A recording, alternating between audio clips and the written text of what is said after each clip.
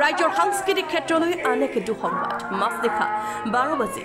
20 মিনিটত নলবাৰী নিজা বাসগৃহত শেষ নিশ্বাস ত্যাগ ৰাজ্যৰ সাংস্কৃতিক ক্ষেত্ৰলৈ আন এক দুঃসংবাদ বিশিষ্ট নাগাৰা নামৰ শিল্পী ৰামচৰণ ভৰালী আৰু নাই নাগাৰা নামক অন্য মাত্ৰা প্ৰদান কৰিছিল প্ৰয়াত ৰামচৰণ ভৰালী সদৌ অসম নাগাৰা নাম সন্থাৰ সভাপতি আছিল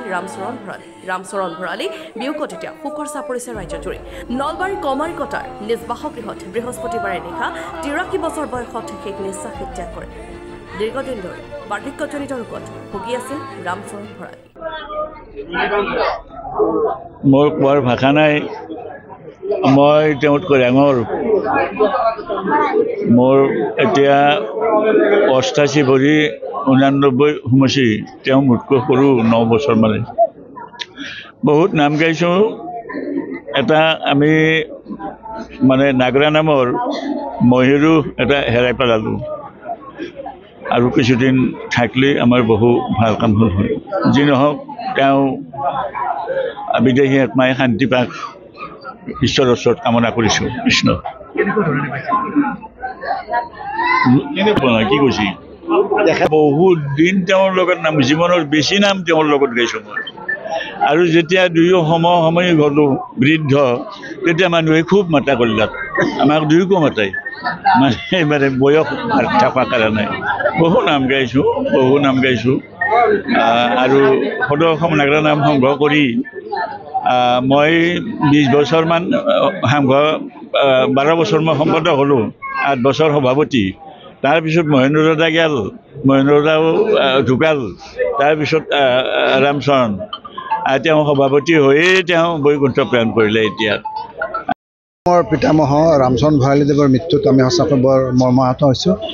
এইখিনিতে মই চৰকাৰলৈ আবেদন জনাইছোঁ যে নাগাৰা নামৰ কৃষ্টিটোক এটা বিশেষ মাত্ৰা প্ৰদান কৰা বিশেষ শৈলীৰে তেওঁ নাগাৰা নামৰ প্ৰচাৰ কৰা বিখ্যাত পাঠক বুলি কওঁ আমি ৰামচৰণ ভৰালীদেৱৰ যাতে এই কৃতকাৰ্যটো তেওঁ ৰাজ্যিক মৰ্যাদাৰে সম্পন্ন কৰে তাৰ বাবে আমি আবেদন জনাইছোঁ আৰু আমাৰ এটা অনুৰোধ তেখেতে জীৱিতকালতে যিটো পাব লাগিছিলে ৰাজ্যিক কোনো সন্মান নাপালে চৰকাৰী সন্মান অৱশ্যে শিল্পী পেঞ্চন পাইছিলে তেখেতে প্ৰথম শিল্পী পেঞ্চন পাইছিল কিন্তু তথাপিতো কোনো পদক নাপালে বঁটা নাপালে গতিকে আমি আশা কৰিম তেখেতক মৰণোত্তৰভাৱে হ'লেও অসম বৈভৱ বা অসম গৌৰৱ বঁটা প্ৰদান কৰি ধন্য কৰিব লাগে আচলতে সেইটো আমাৰ ফালৰ পৰা এটা আবেদন জনাইছোঁ আৰু মই ব্যক্তিগতভাৱে তেখেতৰ লগত নাগাৰা সংগত কৰাৰ সৌভাগ্য হৈছিলে 1984 চনৰ পৰা কেইবাখনৰ নামত মই সংগত কৰিছিলোঁ সেইখিনি সময়ত আৰু এই চেগতে মই তেখেতৰ দৰে এজন গুৰু সদৃশ মোৰ তেখেতৰ বিদেশ আত্মাৰ মই সদ্গতি কামনা কৰি ভগৱানৰ ওচৰত প্ৰাৰ্থনা জনাইছোঁ অসমৰ এই নাম ধৰ্মৰ মাজেৰে শংকৰদেৱৰ মাধৱদেৱৰ যিটো কলা কৃষ্টি এইটো সঁচাকৈ আমাৰ অসমত বলবৎ কৰিলে ভৰালীদেৱ সঁচাকৈ এজন বৰ ৰসিক আছিল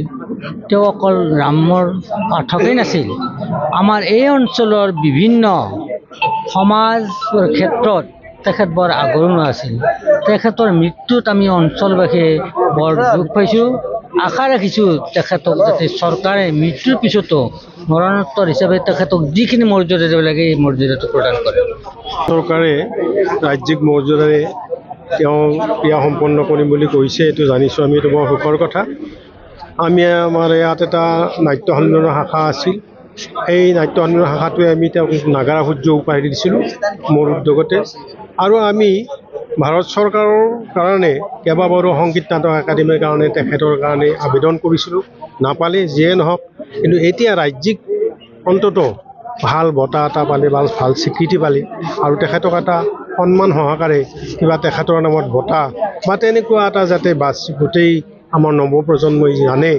এই আমাৰ নাগাৰা সূৰ্য ৰামচৰণ ভৰালীৰ নামটো যাতে জিলিকি থাকে তাৰ কাৰণে মই ৰাজ্যিক